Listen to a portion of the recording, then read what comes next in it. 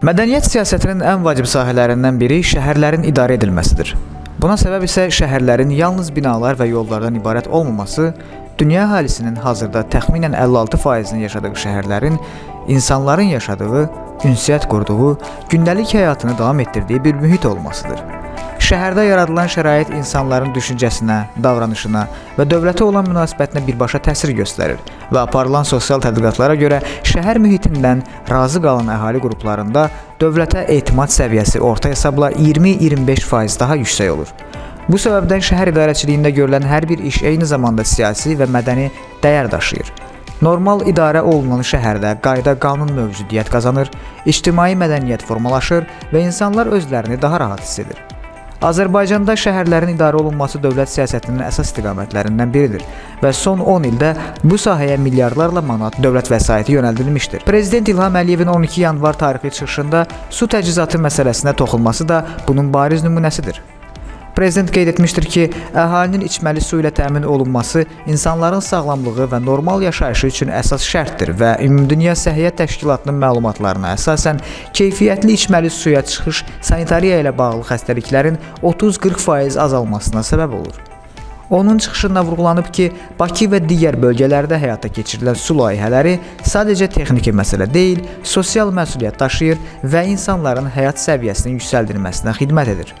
Hazırda Bakı şəhərində əhalinin 80%-dən çoxunun mərkəzləşdirilmiş içməli su ilə təmin olunması bunun göstəricisidir. Bu cür layihələr şəhər mədəniyyətinin formalaşmasında mühüm rol oynayır. Su təchizatı kimi əsas problemlər həll olunduqda şəhərdə sanitariya vəziyyəti yaxşılaşır.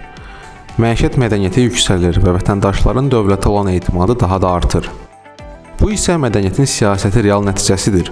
Prezidentin çıxışından da aydın olur ki, şəhərlərin inkişafı insan amilinə əsaslanır və dövlət uzunmüddətli planlar üzərində işləyir.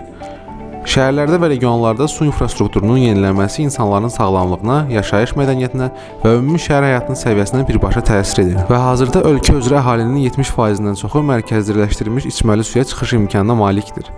Prezident həmçinin vurğulayıb ki, dövlət bu sahəyə böyük investisiyalar yatırır və məqsəd yalnız bugünü deyil, gələcək nəsillərin də rahat və təhlükəsiz şəhər mühitində yaşamasını təmin etməkdir. Dünya təcrübəsində də şəhərin idarə olunması ilə su siyasəti arasında sıx əlaqə müşahidə olunur. Məsələn, Sinqapurda su resurslarına xüsusi diqqət yetirilir və əhali suya qənaət etməyə öyrəşdirilib. Nəticədə bu ölkədə su itkiləri 5%-dən aşağı səviyyəyə saxlanılır. Bu illər ərzində şəhər mədəniyyətinin bir hissəsinə çevrilir. Digər bir nümunə Almaniyadır. Almaniya şəhərlərində yerli idarəetmə orqanları əhali ilə sıx əməkdaşlıq edir.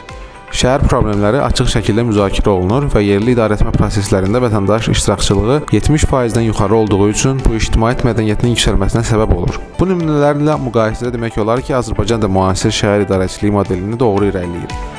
Prezident İlham Əliyev 12 yanvar çıxışı göstərir ki, şəhər problemlərinə yalnız bugünün məsələsi kimi yox, gələcək nəsillərin rifahı baxımından yanaşılır. Bu isə mədəniyyət siyasətinin əsas məqsədlərindən biridir. Nəticə olaraq demək olar ki, şəhər idarə olunması və mədəniyyət siyasəti bir-biri ilə sıx bağlıdır. Təmiz su, normal infrastruktur, abad mühit və insanların rahat yaşayışı şəhər mədəniyyətinin əsas göstəriciləridir.